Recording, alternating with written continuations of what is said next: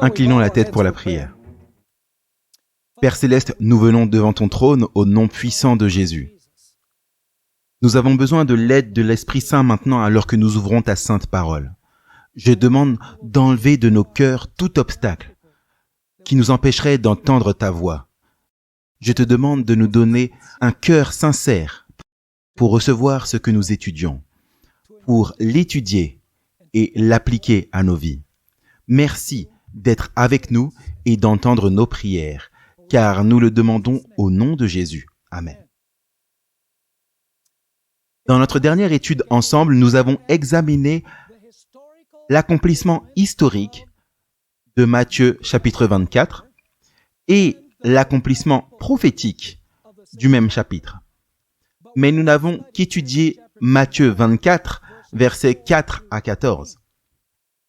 Maintenant, nous allons étudier l'abomination de la désolation, la partie 1.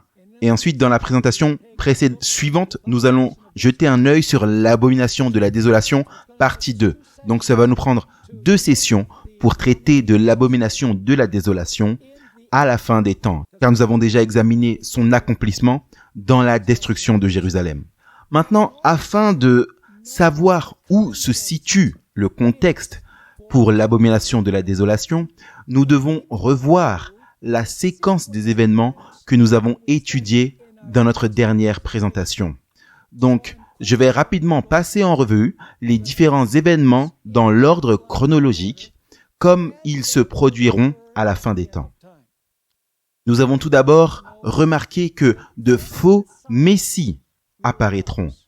Et il y a eu de faux messies qui sont apparus, et je suis sûr que nous en verrons davantage au fil du temps. Nous aurons alors des guerres et des bruits de guerre. Nation s'élevant contre nation, royaume contre royaume. Et puis aussi nous avons une mention de peste, famine, tremblement de terre et des troubles dans la société. Maintenant, ces choses vont devenir de pire en pire, car Matthieu 24, verset 8, dit que ces choses ne sont que le début des douleurs.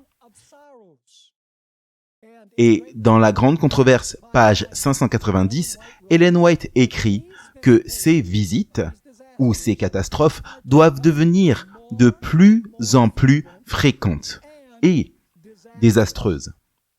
Maintenant, où sommes-nous dans l'accomplissement de Matthieu 24 ?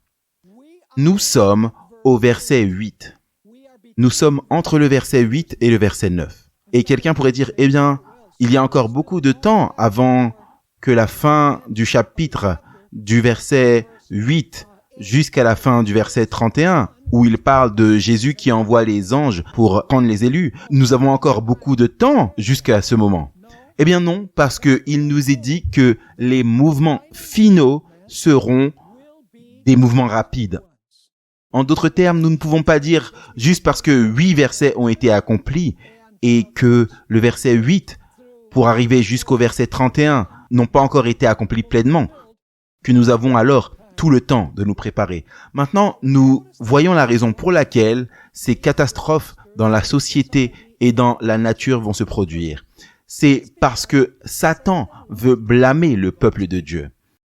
Maintenant, comment savons-nous que nous sommes maintenant entre le verset 8 et le verset 9 ? Eh bien parce que le verset 8 dit que nation contre nation, royaume contre royaume, les famines, les pestes et les tremblements de terre sont le début des douleurs. Et puis le verset 9 commence en disant « Alors, ils vous livreront à la tribulation et vous tueront et vous serez haïs de toutes les nations à cause de mon nom. » Cela ne s'est pas encore produit. Vous savez, le peuple de Dieu n'est pas encore persécuté en ce moment, passant par la tribulation et ayant toutes les nations les détestant. Cela ne se produit pas encore pour le moment. Donc nous sommes entre le verset 8 et le verset 9. Les catastrophes vont devenir de plus en plus fréquentes et elles vont être de pire en pire, jusqu'au point où Satan convaincra la population du monde que le peuple de Dieu cause ces problèmes. Et ensuite, vous remarquerez au verset 9 que le peuple de Dieu sera livré à la tribulation. J'aimerais que vous puissiez remarquer qu'il n'est pas dit la grande tribulation, il est dit la tribulation. La grande tribulation vient plus tard. C'est un temps préliminaire de trouble ou un petit temps de trouble pour le peuple de Dieu où il sera blâmé pour les désastres qui se produisent. Et puis nous remarquons que pendant cette période, les membres de famille se trahiront les uns les autres et des amis se trahiront les uns les autres. La prophétie nous dit qu'en ce moment-là, quand la persécution viendra, beaucoup seront offensés. En d'autres termes, beaucoup de ceux qui ont marché avec le Seigneur, beaucoup de ceux qui professaient être des disciples de Jésus afin de s'épargner la persécution, ils seront offensés et abandonneront la vérité. En même temps, il y aura de faux prophètes, selon le verset 11. Et les faux prophètes sont ceux qui se sont égarés du peuple de Dieu et maintenant ils utiliseront tout leur pouvoir pour éprouver et tromper les élus et parler contre eux devant les tribunaux et les grands dirigeants du monde. Cela m'amène à mon point suivant. Le peuple de Dieu sera tenu de témoigner devant les grands dirigeants politiques du monde, devant les présidents, les législateurs, les gouverneurs et magistrats. Le peuple de Dieu n'aura pas à s'inquiéter, car Dieu déversera la puissance de la pluie de l'arrière-saison pour qu'ils puissent pousser le grand cri. Et ils n'auront pas à se soucier de ce qu'ils vont dire, parce que l'Esprit Saint les éclairera, leur donnera la sagesse et les mots pour parler. Et nous avons vu dans notre dernière étude que des milliers et des milliers accepteront la vérité à la suite de la proclamation du grand cri sous le pouvoir de l'Esprit Saint.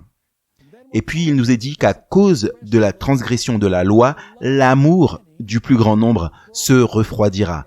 Et nous lisons une déclaration où il est dit que ces personnes dont l'amour se refroidit, ils avaient autrefois un haut niveau d'expérience spirituelle avec Jésus, mais ils apostasieront à cause de l'iniquité ou de la transgression de la loi. Alors la prophétie nous dit que pendant ce temps, le peuple de Dieu va avoir besoin de persévérance, ils vont avoir besoin de patience. Et il nous est dit, la promesse nous est donnée que ceux qui persévéreront, ceux qui endureront jusqu'à la fin seront sauvés. Et après cela, le signe final que nous avons regardé, c'est la prédication de l'évangile à tout le monde et ensuite la fin viendra. Et nous avons lié cela avec le message du premier ange. Le premier ange apporte l'évangile éternel à chaque nation, langue, tribu et peuple. Mais c'est la présentation de l'évangile dans un contexte spécial de fin des temps, où l'heure du jugement de Dieu est proclamée. En d'autres termes, le peuple de Dieu dira, nous sommes maintenant à l'heure du jugement de Dieu. Vous devez prendre votre décision maintenant, comme ceux qui étaient à Jérusalem ont dû prendre leur décision de partir ou de rester. Et puis, le message du premier ange appelle aussi à adorer celui qui a créé les cieux, la terre, la mer et les sources d'eau. En d'autres termes, c'est un appel à adorer le Créateur, et le signe du Créateur est le Saint Sabbat. Donc, en résumé, c'est le contexte précédent de ce que nous allons étudier ici dans la première partie de l'abomination de la désolation, l'accomplissement de la fin des temps. Alors maintenant, nous allons jeter un œil au verset 15 à 20 de Matthieu 24. Et nous allons voir qu'il y a plusieurs choses qui sont mentionnées dans ces versets. Numéro 1, l'abomination de la désolation divisera la race humaine en deux groupes, tout comme le signe à l'extérieur de Jérusalem. En l'an 70 après Jésus-Christ a divisé la ville en deux groupes, ceux qui sont partis et ceux qui sont restés. Deuxièmement, comme un résultat de voir l'abomination de la désolation, alors il y a la fuite. Le peuple de Dieu devra fuir les villes, car il sera persécuté.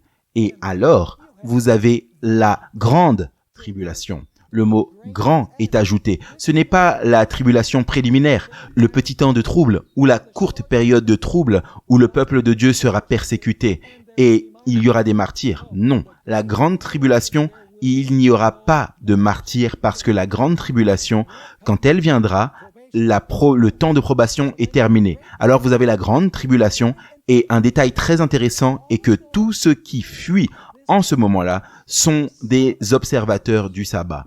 Parce que il nous est dit, par Jésus, priez pour que votre fuite n'arrive pas en hiver ou un jour du sabbat.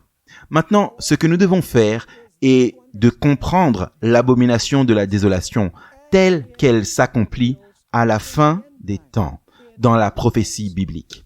Pour cela, nous devons revenir en arrière et revoir ce que nous avons étudié dans l'application historique de l'abomination de la désolation et les événements qui ont conduit à l'an 70, entre 66 et l'année 70. Donc je vais faire une révision maintenant de l'abomination de la désolation qui entourait Jérusalem avant la destruction de la ville en l'an 70 après Jésus-Christ. Maintenant, je vais parler à propos de l'étendard d'aigle des Romains. Si vous voulez une image de cet étendard, dans le dictionnaire de l'interprète de la Bible, le volume 1, la page 347, il y a une image de l'étendard romain. Laissez-moi décrire ce qu'il y a sur cet étendard.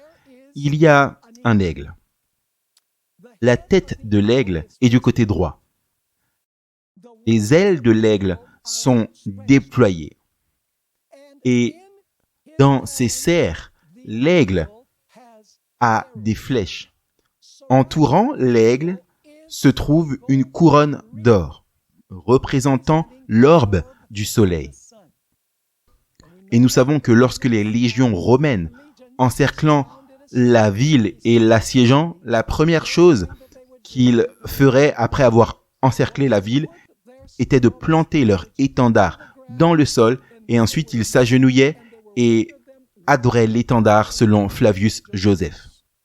Ils rendaient en fait un culte au dieu soleil, Mithra, parce que en l'an 63 avant Jésus-Christ, Pompée a adopté l'aigle comme la seule bête sur l'étendard romain. Et donc, vous trouvez cette information sur l'étendard des légions romaines. Donc, ce que Jésus disait, c'est quand vous voyez l'abomination de la désolation qui était prophétisée par Daniel, il disait à ses fidèles, fuyez. Maintenant, quelle est l'abomination de la désolation? Comme nous l'avons vu dans Luc chapitre 21 et le verset 20, Jésus a dit, quand vous verrez Jérusalem entourée d'armées. Donc l'abomination de la désolation est l'encerclement de Jérusalem par les légions romaines. À ce moment, les fidèles, quand ils ont vu le signe des Romains et des légions romaines plantant leurs étendards dans le sol et s'agenouillant et rendant un culte au dieu soleil, ils devaient prendre cela comme un signe de fuir la ville. Mais il y avait un problème. Quand Cestius Gallus est venu à Jérusalem en l'an 66 et a assiégé la ville, on aurait dit qu'il allait réussir à conquérir la ville à ce moment-là. Tout semblait indiquer que la ville allait tomber. Mais ensuite, quelque chose d'étrange s'est produit. Flavius Joseph dit sans aucune explication. Nous savons qu'il y a une explication parce que Jésus avait prophétisé qu'il allait y avoir un signe qui indiquerait que son peuple était censé fuir. Ce qui s'est passé, c'était que Cestius Gallus s'est soudainement retiré du siège de la ville. Toutes les légions romaines, avec leur général, ont quitté la ville et ont fui vers Rome. Les infidèles qui se trouvaient dans la ville de Jérusalem ont dit « c'est clairement un signe que Dieu nous bénit et Dieu nous donne la victoire ».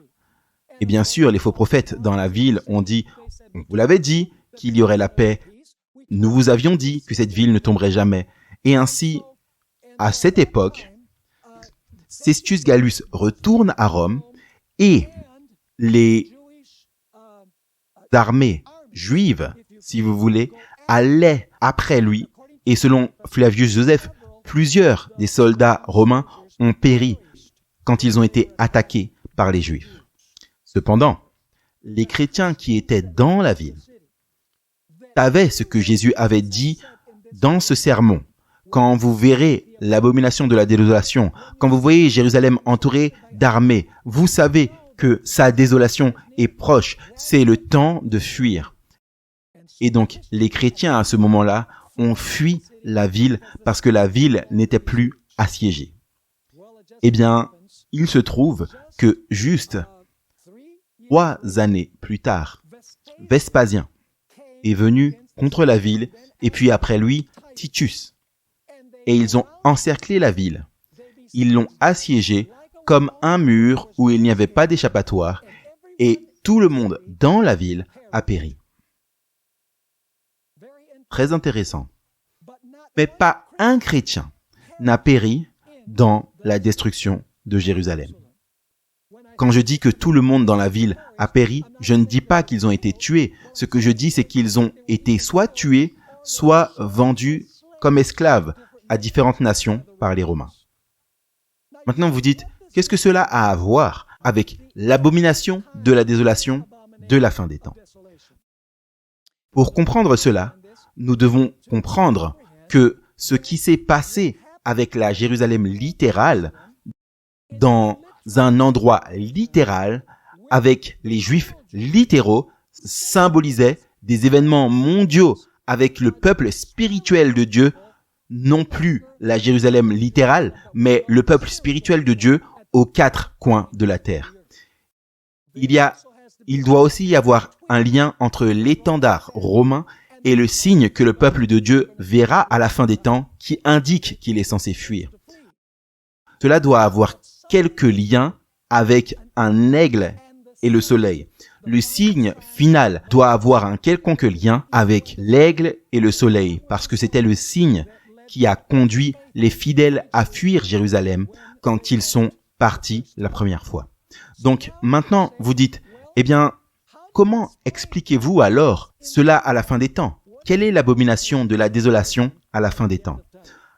Afin de comprendre cela, nous devons regarder le grand sceau des États-Unis d'Amérique. Maintenant, si vous avez un billet d'$1, j'ai juste ici un billet d'$1 et vous trouverez d'un côté du billet d'$1, pas du côté là où se trouve George Washington, mais de l'autre côté, vous trouverez 2 cercles, un à gauche et un à droite. Ces 2 cercles sont des 2 côtés de ce qu'on appelle le grand sceau des États-Unis. Quelle est l'importance du grand sceau des États-Unis d'Amérique? Eh bien, laissez-moi vous lire une citation de quelqu'un qui est un expert des États-Unis, le drapeau des États-Unis et aussi d'autres insignes. C'est l'explication de l'importance du grand sceau, également connu sous le nom d'état d'armes des États-Unis. Il est dit ceci, le grand sceau ou l'état d'armes est l'emblème officiel des États-Unis. Toutes les proclamations judiciaires, législatives et exécutives portent ce sceau. Donc, vous avez les 3 branches du gouvernement, l'exécutif, le judiciaire et le législatif. Gouvernement. Donc, il est dit que c'est l'emblème officiel et toutes les proclamations judiciaires, législatives et exécutives portent ce sceau. Puis il est dit, il certifie et authentifie tous les actes officiels du gouvernement fédéral.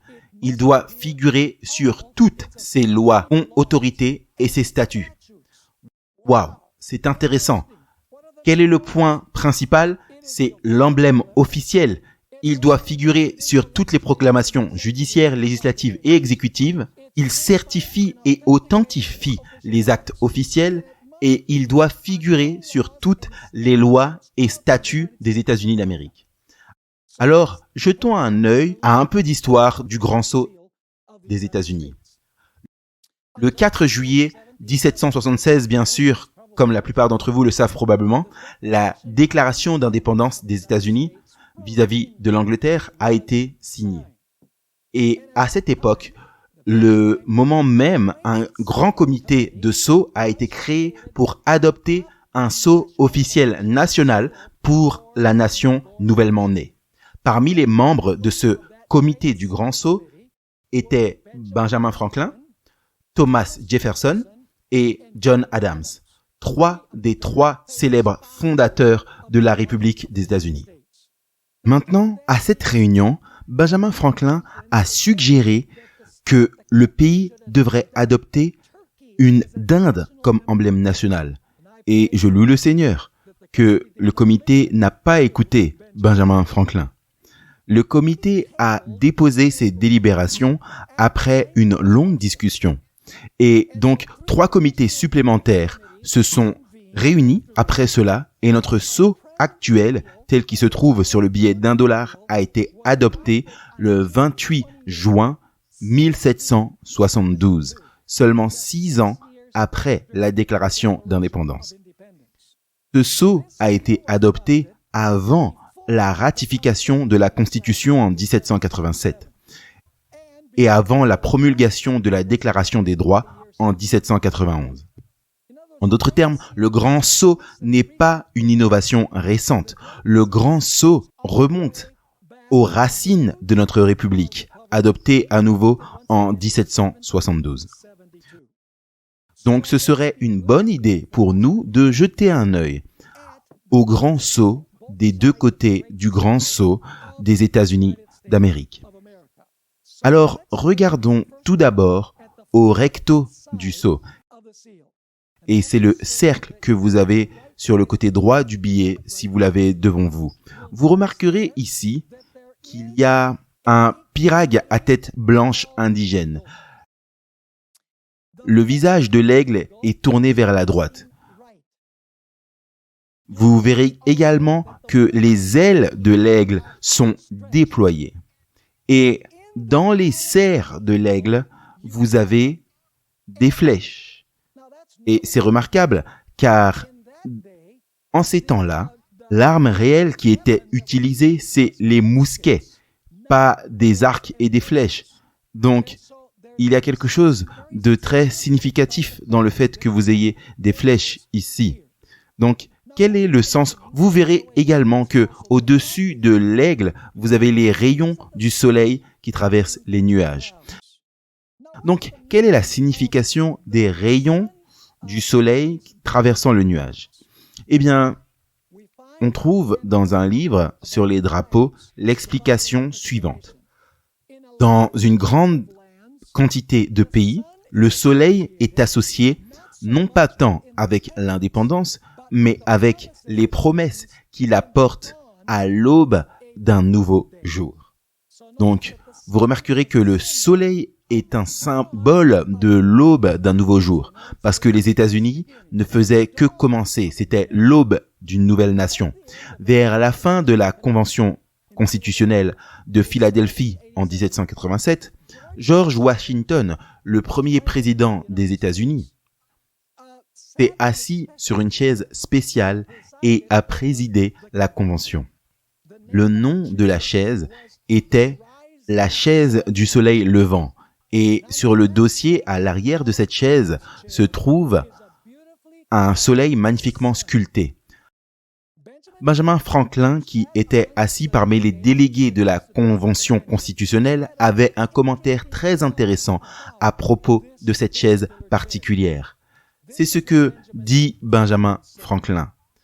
J'ai souvent regardé à ce soleil derrière le président, sans pouvoir dire si c'était un soleil levant ou couchant.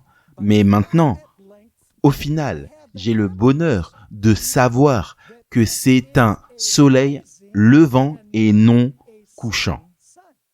Parce que c'était l'aube d'un nouveau jour. En d'autres termes, une nouvelle nation avec de grandes promesses de paix et de prospérité venait d'être fondée. Maintenant, laissez-moi avancer un petit peu. Au milieu des terribles catastrophes qui vont devenir de plus en plus fréquentes et de plus en plus terribles, selon ce que nous lisons dans la grande controverse, ce livre, les choses vont s'effondrer aux États-Unis d'Amérique. Mais Ellen White déclare que le gouvernement croira à l'instigation des pouvoirs religieux aux États-Unis que l'application du jour du soleil, l'application du dimanche ramènera la paix et la prospérité aux États-Unis. Ça, c'est dans la grande controverse, pages 588 et 589. Maintenant, on pourrait dire, Pasteur Bord, tous ces détails qui sont similaires sur le sceau américain à ce que l'étendard romain avait, cela doit être une coïncidence, cela doit être juste un accident. Mais ça ne l'est pas. Permettez-moi de partager avec vous 4 raisons pour lesquelles le lien entre l'étendard romain et le grand sceau des États-Unis d'Amérique sont liés ou connectés. Numéro 1. Nous avons déjà vu que Matthieu chapitre 24 a un double accomplissement. En d'autres termes, il est accompli dans les événements qui mènent à la destruction de Jérusalem et il sera accompli à plus grande échelle à la fin des temps. Qu'est-ce que cela signifie? Cela signifie que, dans un certain sens, l'aigle, le soleil à la fin des temps doivent être un signe comme c'était le cas avant la destruction de Jérusalem. Deuxièmement, les États-Unis eux-mêmes témoignent qu'ils ont obtenu leur emblème de l'Empire romain. Donc les États-Unis disent « Nous avons reçu cela de l'Empire romain ». Laissez-moi vous lire une autre citation d'un expert en drapeau à travers le monde. Voici ce qu'il dit.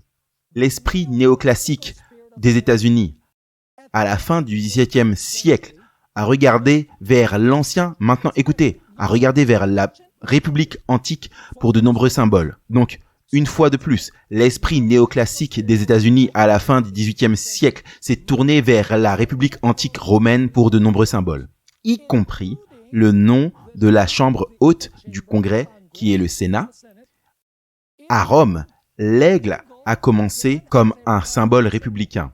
Donc, les Américains ont choisi l'aigle pyrrhague indigène pour les armoiries nationales en 1782. Donc, vous remarquerez que les États-Unis eux-mêmes disent que nous avons les emblèmes sur notre grand sceau, nous les avons tirés de Rome.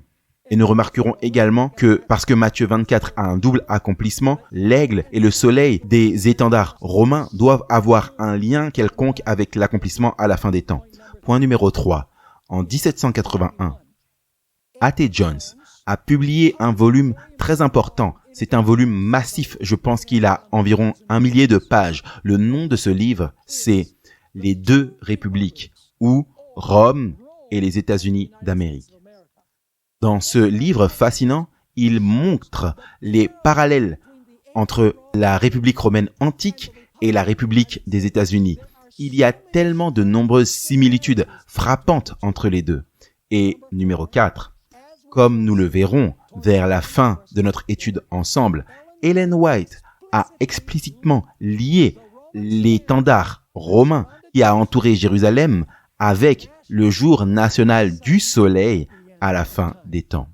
Maintenant, nous devons regarder également le verso du grand sceau sur le billet d'$1.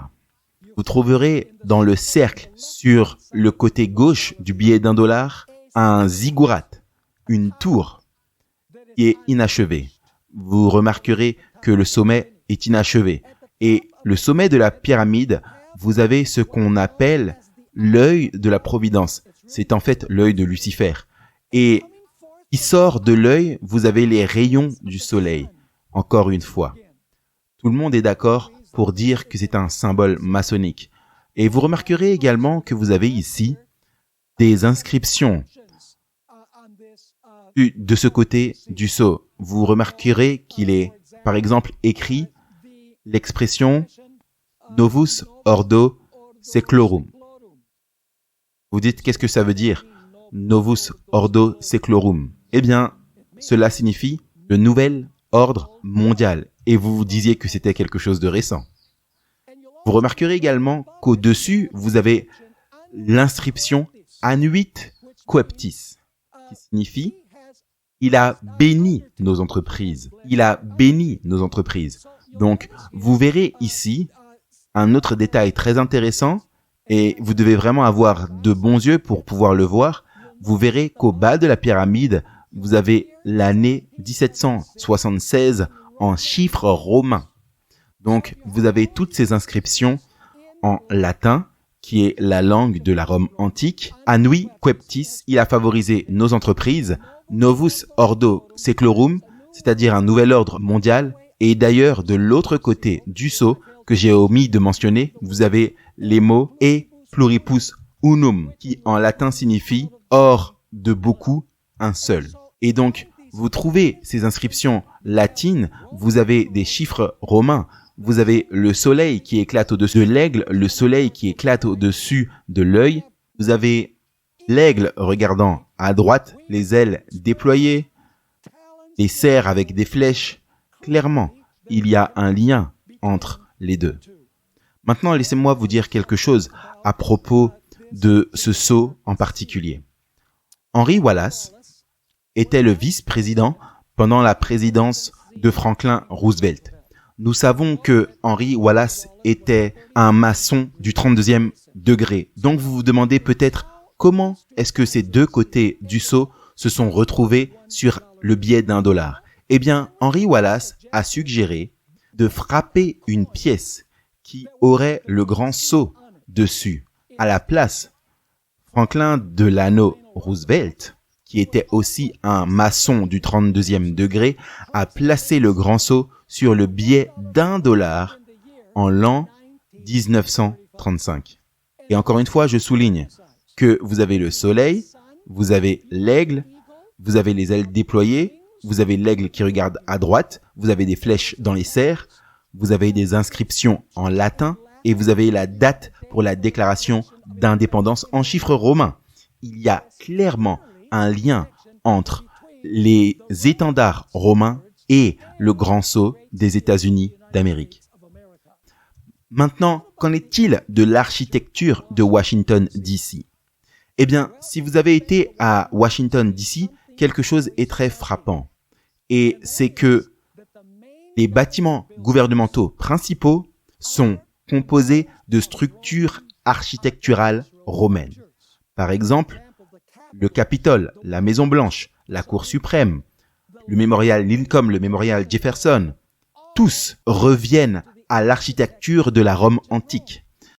Laissez-moi vous lire une déclaration qui apparaît sur un site gouvernemental concernant la raison pour laquelle ces bâtiments ont une structure architecturale romaine.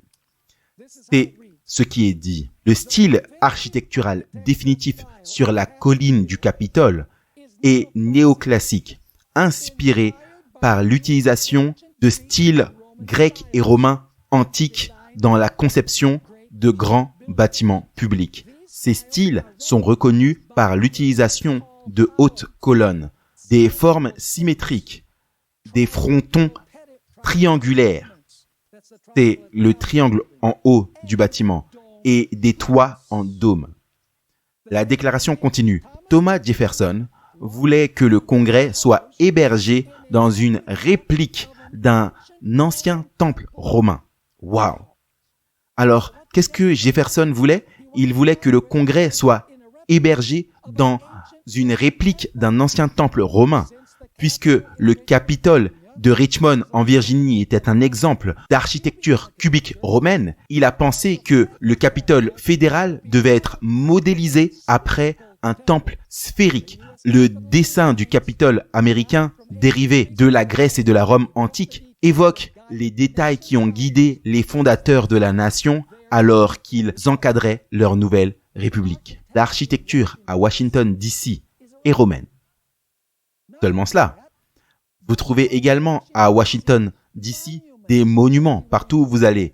Ces monuments et ces statues nous rappellent les grands événements historiques du cours de l'histoire états-unienne. Et vous avez des héros sur ces statues particulières et elles commémorent de grands événements historiques, tout comme Rome était remplie de statues de ces héros des événements historiques.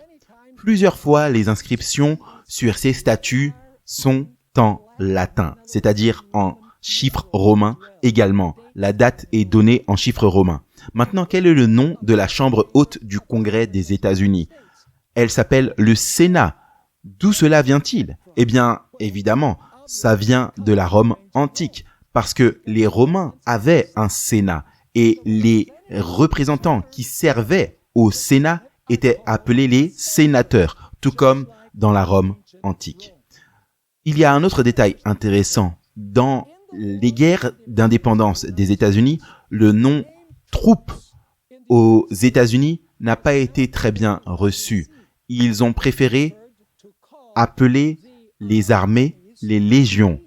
Et aujourd'hui, nous avons encore, comme le fruit de cela, la Légion américaine. Laissez-moi vous lire une déclaration ici que nous trouvons dans un livre de Colton James qui dit la chose suivante. Les légions des États-Unis étaient une réorganisation et une extension de l'armée continentale de 1792 à 1796 sous le commandement du major général Anthony Wayne. Elles représentaient un changement politique dans les nouveaux États-Unis, qui avaient récemment adopté la Constitution états-unienne. Les nouvelles branches du Congrès et de l'exécutif ont autorisé à l'armée permanente qu'elle soit composée de soldats professionnels plutôt que de s'appuyer sur des milices d'État. En d'autres termes, ils ont préféré que les armées soient appelées des légions. À ce moment-là, le général Knox a suggéré la création d'un super drapeau avec un aigle grandeur nature qui s'appellerait l'étendard des légions. Bien que le drapeau n'ait jamais vu le jour, il montre la fascination de la République des États-Unis pour Rome et son antiquité. En 1791, un drapeau similaire a été créé et on lui a donné le nom l'étendard de l'aigle. Assez intéressant, ce drapeau a un aigle aux ailes déployées, regardant à droite avec des flèches dans les serres et d'énormes rayons de soleil sortant de tout son corps. Quelqu'un pourrait objecter et dire « Pasteur Bord, quel droit avez-vous de lier l'aigle romain à l'aigle des États-Unis? Ils sont si distants dans le temps et dans l'espace. Après tout, le Mexique a aussi un aigle comme emblème national. Ne devrions-nous pas connecter le lion anglais avec le lion babylonien? Ne devrions-nous pas connecter l'ours russe avec l'ours persan? Ne devrions-nous pas connecter le dragon chinois avec le dragon romain si nous connectons l'aigle romain avec l'aigle des États-Unis? La réponse est non, sur 4 points. Premièrement, l'Angleterre, la Russie et la Chine ne prétendent pas avoir obtenu leur mascotte de Babylone, des Mèdes et des Perses ou de Rome. Deuxièmement, il n'y a pas de lien historique entre la religion de l'ancienne Babylone et l'Angleterre, la religion de la Russie et de l'ancien royaume médo-persan, et la religion de Rome et de la Chine. Numéro 3. A.T. Jones, comme je l'ai déjà mentionné auparavant, a écrit ce livre massif, Les deux républiques, où Rome et les États-Unis d'Amérique, où il décrit dans les moindres détails les similitudes entre la République de Rome et la République des États-Unis d'Amérique. Et numéro 4, nous savons qu'il y a un lien parce qu'Ellen White a écrit 2 déclarations extrêmement importantes. Et maintenant, je veux lire ces déclarations où Ellen White dit que l'aigle et le soleil sur l'étendard romain comme signe pour que les chrétiens fuient Jérusalem ont une application à la fin des temps où les États-Unis, avec l'aigle et le soleil, ont aussi ce signe du besoin pour le peuple de Dieu de fuir lorsque l'on verra le signe. La première déclaration se trouve dans le volume 5 des témoignages à la page 451. Tout comme l'approche des armées romaines était un signe pour les disciples de la destruction imminente de Jérusalem, alors que l'approche des armées romaines était un signe pour les disciples de la destruction imminente de Jérusalem. De même, cette apostasie, si vous lisez le paragraphe juste avant, elle parle de l'apostasie concernant le jour d'adoration. Dimanche, que les protestants ont embrassé par tradition du catholicisme romain. Alors une fois de plus, alors que l'approche des armées romaines était un signe pour les disciples de la destruction imminente de Jérusalem, ainsi que cette apostasie concernant le dimanche, soit un signe pour nous que la limite de la patience de Dieu est atteinte, que la mesure de l'iniquité de notre nation est pleine, et que l'ange de la miséricorde est sur le point de prendre son envol pour ne jamais revenir. En d'autres termes, c'est la dernière chose avant la fin du temps de probation, le signe, l'abomination de la désolation, qui va diviser le monde en deux groupes, ceux qui restent et ceux qui fuient. Encore une fois, je remonte un peu. Elle continue en disant « Le peuple de Dieu sera alors plongé dans ces scènes d'affliction et de détresse que les prophètes ont décrit comme le temps de trouble de Jacob, qui est la grande tribulation mentionnée au verset 21 après que l'abomination de la désolation soit décrite dans les versets 15 à 20. Maintenant, il y a une autre déclaration qui est encore plus explicite. Celle-ci est dans le volume 5 des témoignages, pages 464 et 465. 464 et 465. Ce n'est pas le moment maintenant pour le peuple de Dieu de fixer ses affections sur l'accumulation de trésors dans le monde.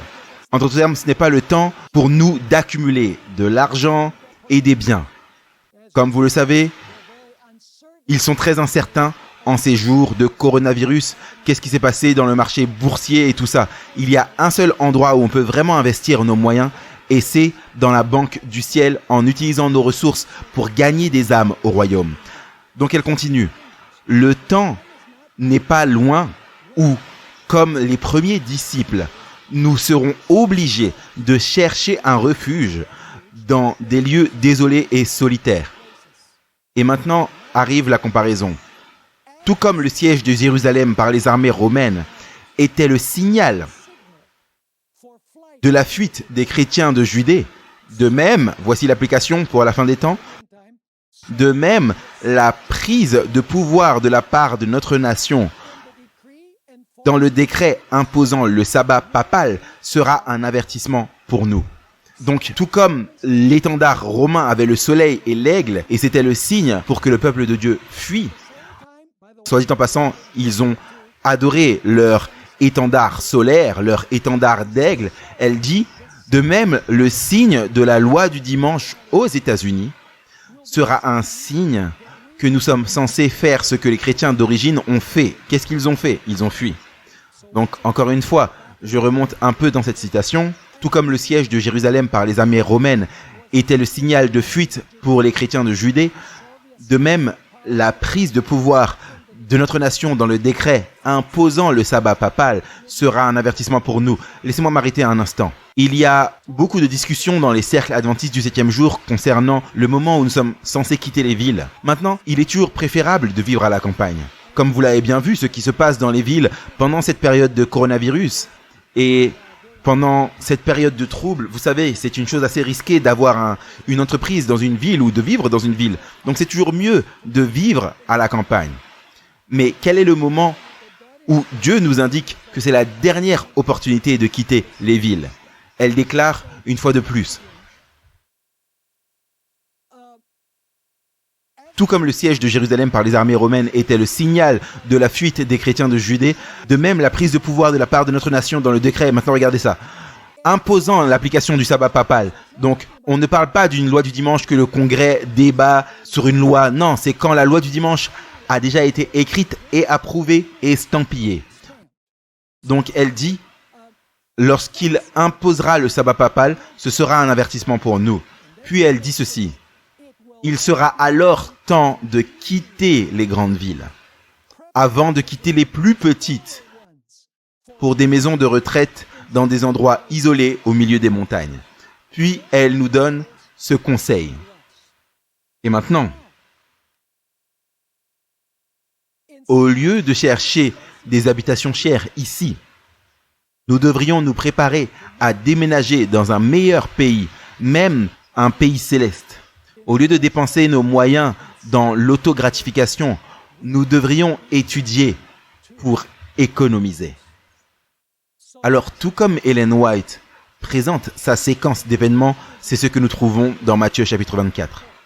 Vous avez le signe, vous avez ensuite la fuite, et vous avez la grande tribulation. Ça, c'est dans Matthieu 24. Le signe est dans Matthieu 24, et le verset 15 jusqu'au verset 20. Puis, le verset 21 et suivant, vous avez la grande tribulation qui s'ensuit. Maintenant, revenons en arrière à Matthieu 24 et notez les versets 16 à 20. Parce que nous n'avons que regardé les versets 15 jusqu'à présent. Donc, Jésus dit, « Quand donc vous verrez l'abomination de la désolation, dont il a été parlé par Daniel le prophète, établi dans le lieu saint, que celui qui lit comprenne. Alors, donc, quand le signe est vu, quelque chose doit se passer après cela, immédiatement après cela. Rappelez-vous du mot « alors ». C'est le mot grec « toté » qui décrit un événement qui se produit immédiatement après un autre événement. Donc, encore une fois, il est dit au verset 16, « Alors que ceux qui sont en Judée s'enfuient dans les montagnes. » Dans notre cas, ce serait ceux qui sont dans les grandes villes s'enfuient, partent vers des lieux désolés de la terre. Et ensuite, au verset 17, nous trouvons ces paroles. « Que celui qui est sur le toit ne descende pas pour emporter ses effets hors de sa maison. » Nous avons déjà vu ça auparavant. En d'autres termes, ne pensez pas à tous les jouets que vous laissez à la maison, votre belle voiture qui reste à la maison, l'argent que vous avez sous le matelas de votre lit. Non. Il est maintenant urgent de fuir car l'abomination de la désolation a été vue. Le temps de probation est sur le point d'arriver à son terme. Il est dit au verset 18, « Et que celui qui est au champ ne retourne pas en arrière pour emporter son vêtement. » En d'autres termes, ne pensez pas au passé, ce que vous aviez en termes de possessions matérielles. Il est maintenant temps de fuir, car ces possessions matérielles ne vont pas vous servir à quoi que ce soit. Et on trouve au verset 19 les difficultés de cette fuite. Il est dit au verset 19, « Mais malheur à celles qui sont enceintes et à celles qui allaitent en ces jours-là. » Vous savez, fuir, quand une femme est enceinte ou allaiter un bébé, ce sera une grande épreuve. Fuir et en même temps prendre soin de la grossesse ou du bébé. Et ensuite, nous trouvons ce verset très significatif. Vous savez, souvent, les évangélistes adventistes utilisent ce verset pour prouver que le sabbat a été observé longtemps après la mort de Jésus sur la croix. Il était toujours observé en l'an 70 quand Jérusalem a été détruit. Cependant, il est important pour nous de prendre en compte le contexte dans lequel ce verset apparaît. C'est un contexte très intéressant. Il apparaît dans le contexte de la grande tribulation, de la fuite, parce que le signe de la loi du dimanche a été vu. En contraste avec ceux qui observent le dimanche, qu'est-ce que le vrai peuple de Dieu va faire?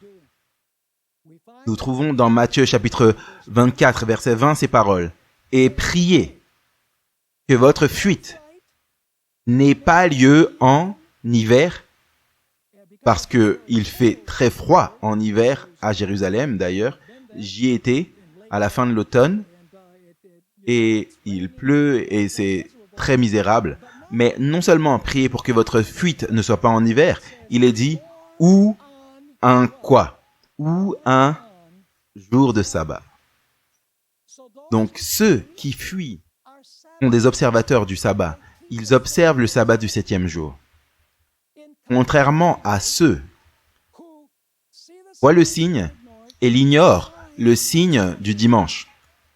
Et à l'inverse, vous avez ceux qui observent le sabbat du 7e jour. Maintenant, il y a ceux qui disent, « Eh bien, tu sais, le sabbat, c'était pour les juifs. Le sabbat, c'est pas pour les chrétiens. » Eh bien, d'où tirent-ils cela? Ils tirent cela de certains versets tels que Exode chapitre 31 et le verset 16 et 17. Exode 31 et le verset 16 et 17. Là, parlant du sabbat, c'est un signe, dit Dieu, entre moi et les enfants d'Israël pour toujours. Donc ils disent, vous voyez, le sabbat est un signe, oui, entre les enfants d'Israël et Dieu. C'est un signe entre les Juifs et Dieu. Cela ne s'applique pas à nous. Cependant, le texte ne dit pas « c'est exclusivement un signe entre moi et les enfants d'Israël pour toujours ». D'ailleurs, qui est Israël aujourd'hui? Eh bien, dans Galates chapitre 3 et le verset 29, nous trouvons qui est Israël aujourd'hui. Nous allons prendre ce texte dans un instant. Il est dit Si vous êtes à Christ, vous êtes la semence d'Abraham et les héritiers selon la promesse. Donc, les Juifs aujourd'hui, Israël aujourd'hui, ce sont ceux qui ont accepté Jésus-Christ comme Sauveur et Seigneur. Donc, lorsqu'il est dit que le sabbat est un signe entre les enfants d'Israël et Dieu pour toujours, les enfants d'Israël sont ceux qui sont joints au Christ. Donc, le sabbat doit toujours être le même jour que nous sommes censés observer. Le texte dans l'Exode continue. Il dit c'est un signe entre moi et les enfants d'Israël à perpétuité et nous avons la raison. La raison n'est pas parce que Dieu a sorti Israël d'Égypte principalement, bien que le sabbat ait une dimension secondaire qui est à voir avec l'Exode. La raison qui est donnée ici est très claire. Il est dit « Car en 6 jours, l'Éternel a fait les cieux et la terre, et le 7e jour, il s'est reposé et a été rafraîchi. » Alors pourquoi le signe, un signe entre Dieu et les enfants d'Israël? C'est parce que Dieu a créé ce monde et s'est reposé le 7e jour. Maintenant, la question c'est, est-ce que la création du monde s'applique uniquement aux Juifs en tant que signe ou souvenir du vrai Créateur? Absolument pas. Si vous remontez à la Genèse, vous allez trouver que Dieu s'est reposé ou a cessé le 7e jour de la semaine. 3 fois, c'est mentionné là-bas, que Dieu s'est reposé, Dieu a sanctifié et Dieu a béni le 7e jour de la semaine. Et dans le 4e commandement, il est dit que Dieu a établi le sabbat en commémoration de son travail en tant que créateur. Et donc, le sabbat n'est pas seulement un signe pour les Juifs, que Dieu est le créateur, le sabbat est un signe pour les chrétiens, que Dieu est aussi le créateur. Maintenant, j'ai mentionné Galates chapitre 3 et verset 29. Allons là rapidement, Galates chapitre 3. En fait, lisons à partir du verset 26. Galates chapitre 3 et le verset 26. Il est dit là, dans Galates 3 et le verset 26, la chose suivante, faisant référence aux chrétiens. « Car vous êtes tous fils de Dieu par la foi dans le Christ Jésus. Car vous tous qui avez été baptisés pour Christ, vous avez revêtu Christ. Il n'y a ni juif ni grec. Il n'y a ni esclave ni homme libre. Il n'y a ni mâle ni femelle. Car vous tous, vous êtes un dans le Christ Jésus. Or, si vous êtes de Christ, vous êtes donc la semence d'Abraham, héritier selon la promesse. » Donc, qui est la semence d'Abraham? Les Juifs littéraux qui vivent à Jérusalem, physiquement peut-être, mais spirituellement parlant. Clairement, l'apôtre Paul déclare que ceux qui ont accepté Jésus-Christ comme Sauveur et Seigneur sont les enfants d'Abraham, même s'ils ne le sont pas dans la chair. Ce qui signifie que le sabbat s'applique à l'Israël spirituel de Dieu aujourd'hui également. Regardons quelques autres versets avant de conclure.